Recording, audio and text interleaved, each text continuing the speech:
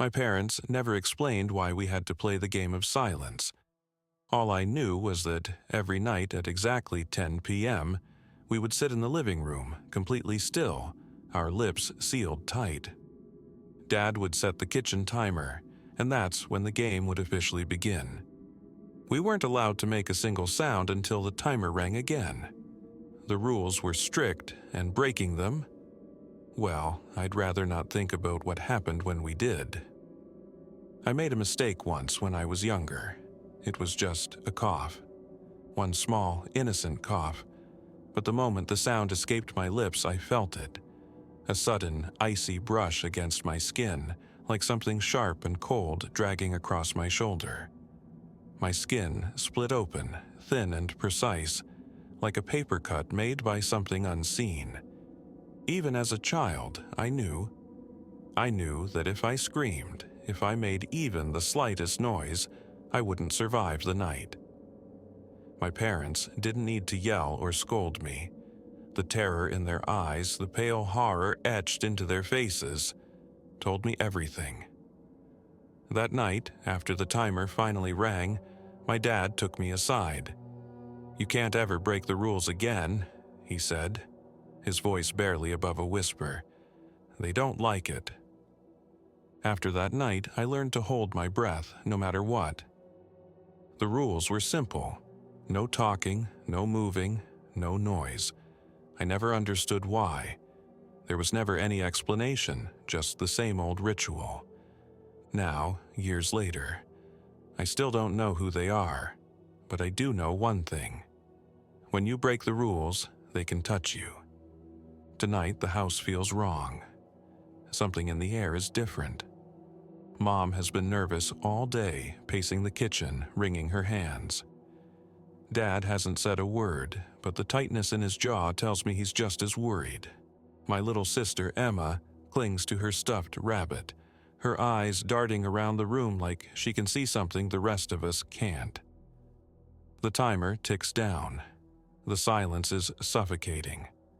My heart beats in my chest, loud enough that I wonder if it counts as noise. I keep my eyes focused on the floor, trying to block out the rising tension. But then there's a noise, a soft thump from upstairs. It's faint but unmistakable. Something fell. My pulse quickens. Dad's grip tightens on the armrest.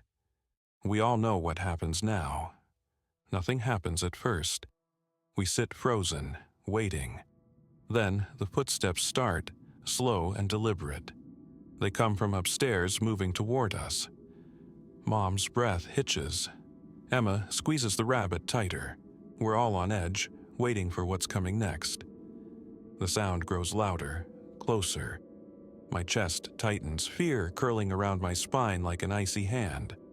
The door to the living room creaks open, but there's no one there. Just an open doorway, leading into the dark hallway. The coldness in the room intensifies. The air feels thick, like something is trying to push its way inside. We sit there, staring at the open doorway, waiting for something to move in the dark. The footsteps have stopped, but the tension hasn't. The room is freezing now, and I can see my breath in front of me. Emma is shaking, her fingers digging into the worn fabric of her rabbit. I glance at Dad, his eyes fixed on the doorway, his jaw clenched so tight that I'm afraid he might snap. Mom hasn't moved an inch. I want to ask her what's happening, why things feel different tonight, but I know better. The rules don't allow for questions. Then a sound breaks the silence. It's faint, like a whisper carried on the wind. I can't make out the words, but I know it isn't good. The voices, whatever they are back. I know from experience that you don't want to hear what they have to say. Mom tenses, her eyes wide. She's heard it too. Dad slowly shakes his head, as if telling us to ignore it, to stay quiet. We've been through this before. We know the drill, but something feels wrong tonight. The air is heavier than usual, the shadows in the hallway darker. It's like the house itself is changing, warping. I feel a knot of fear twist in my stomach. The timer on the kitchen counter ticks loudly, counting down the seconds until we're free, but it feels like an eternity away. I can barely stand the tension anymore, and I'm not sure how much longer Emma can hold out. Suddenly, there's another noise. This time, it's a low scraping sound, like something being dragged across the floor. It's coming from upstairs again. My heart skips a beat. I don't dare look at Emma. I know she's barely holding it together. The scraping sound stops, replaced by a soft knock on the wall. 3 taps, slow and rhythmic. Then another 3 taps, a little louder this time. It's coming closer, moving down the stairs. Mom's breathing grows rapid, her eyes darting toward Dad. But Dad doesn't move. His hands grip the armrest of his chair so tightly that his knuckles turn white. He's afraid too, but he's trying to hide it. It isn't working. Then, without warning, Emma stands up. My heart leaps into my throat. She drops the rabbit on the floor, her small body trembling as she takes a step toward the hallway. "Emma!" I want to shout, but I can't. I bite my lips so hard I taste blood. She's sleepwalking. She does this sometimes, but not like this, not during the game. Mom moves to stop her, but Dad holds up his hand, stopping her in her tracks. His eyes are wide, and there's something in his expression that sends a chill down my spine. He's not stopping Emma. He's letting her go. I don't understand. Why isn't he stopping her? Emma takes another step toward the dark hallway, her eyes half closed. She's not awake. She doesn't know what she's doing. The shadows in the hallway seem to shift, reaching out for her. My heart is pounding in my ears, and I want to scream, but I can't. Just as Emma reaches the threshold of the door, something happens. The scraping sound returns, but this time it's fast and frantic. It rushes toward us, and Emma freezes, her tiny frame standing at the edge of the darkness. The whispers grow louder, more insistent. They seem to wrap around her, calling her name. Mom can't take it anymore. She jumps up, rushing toward Emma, but Dad grabs her arm, pulling her back with a strength I didn't know he had. "No," he whispers, his voice strained. "Let her go." Let her go? The words don't make sense. What is he doing? Why is he letting her walk into the dark? Emma takes one more step, and suddenly, the door to the hallway slams shut. The whole house shakes, and the lights flicker. The cold air vanishes in an instant, replaced by a suffocating stillness. The timer rings, breaking the silence. The game is over.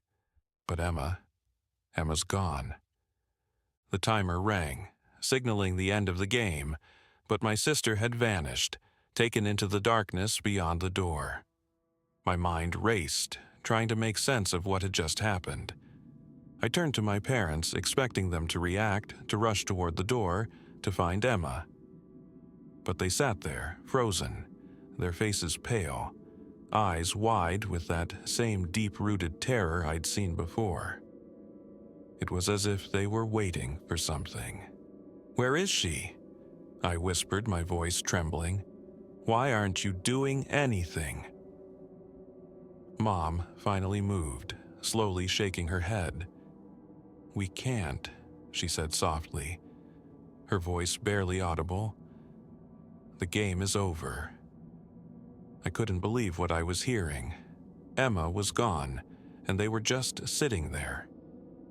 I stood up, my body shaking with fear and anger. "We have to find her," I shouted, louder than I should have, but I didn't care anymore. "My little sister is out there." Dad's voice was firm when he spoke, though his eyes betrayed his fear. "It's too late," he said. "The game has its rules." "Rules?" I repeated, incredulous. "What about Emma? We can't just leave her." "We can't go after her," Mom said, her eyes filling with tears. "Not now." The fear in their eyes, the trembling in their voices, it wasn't just fear of losing Emma. It was something else, something much worse. They knew something I didn't, something they weren't telling me. I couldn't stand it anymore. I ran toward the door, throwing it open and stepping into the hallway. The air was colder, denser, as if the house itself had changed. The shadows seemed darker, thicker. I called out for Emma, but there was no answer. As I crept through the hallway, my footsteps echoed unnervingly.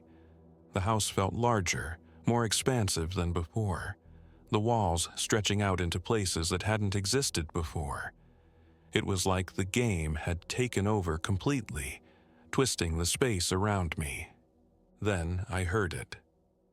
A faint sound, almost like a sob. It was coming from upstairs.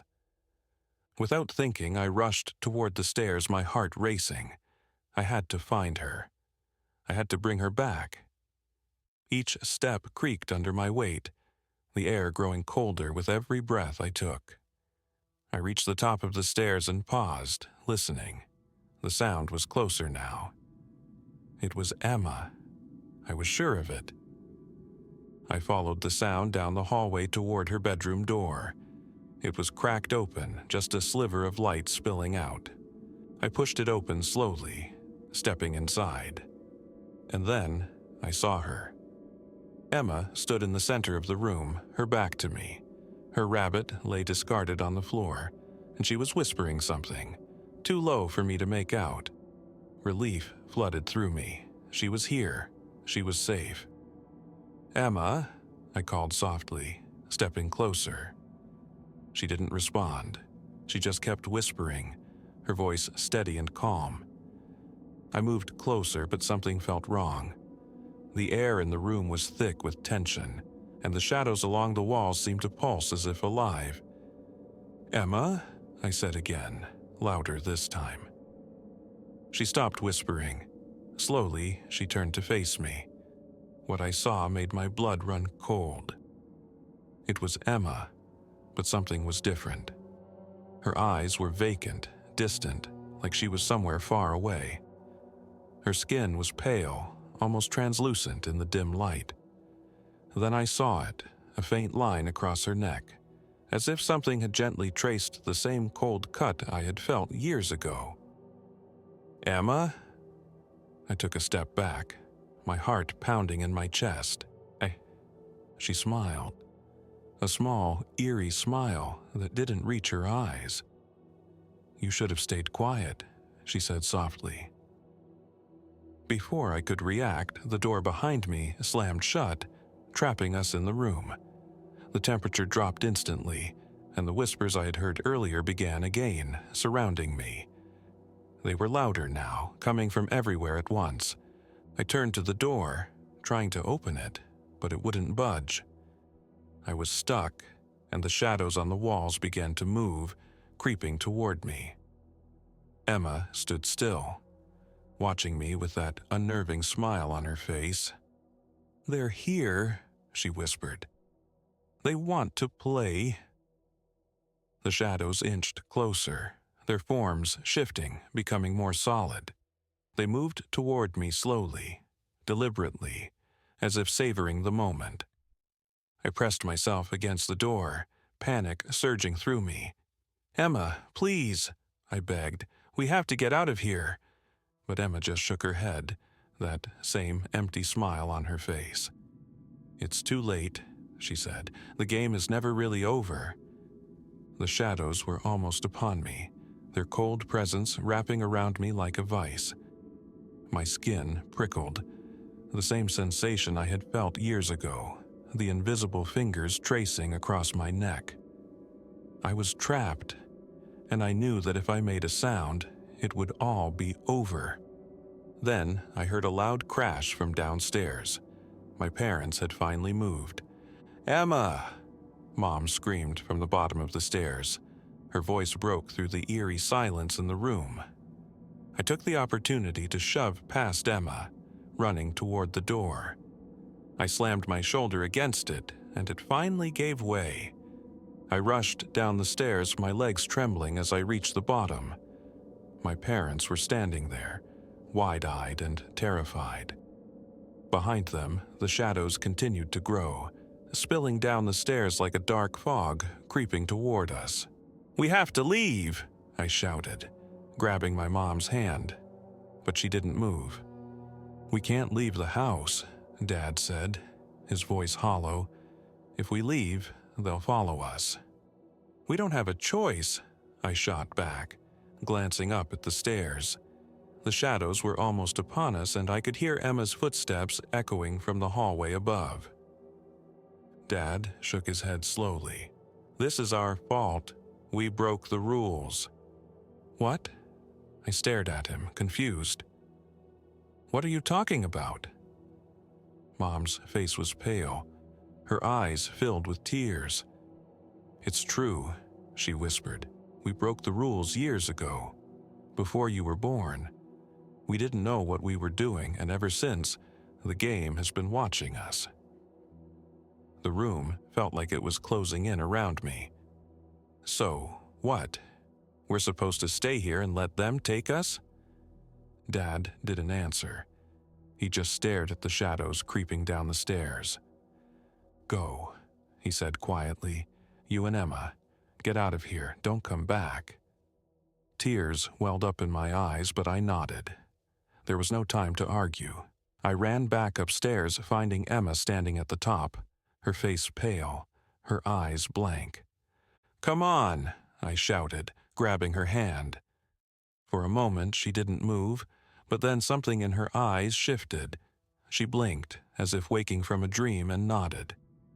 We ran down the stairs together, the shadows chasing us as we sprinted toward the front door. I could hear Mom crying behind us, and I forced myself not to look back. The moment we stepped outside, the cold air hit us like a wave. The house groaned behind us, the door slamming shut. I grabbed Emma, pulling her away from the house as fast as I could. We ran down the street, not stopping until we reached the edge of the yard. I turned back, my heart pounding in my chest. The house was dark and silent, its windows empty and lifeless. But I knew better. I knew that inside, the game was still playing.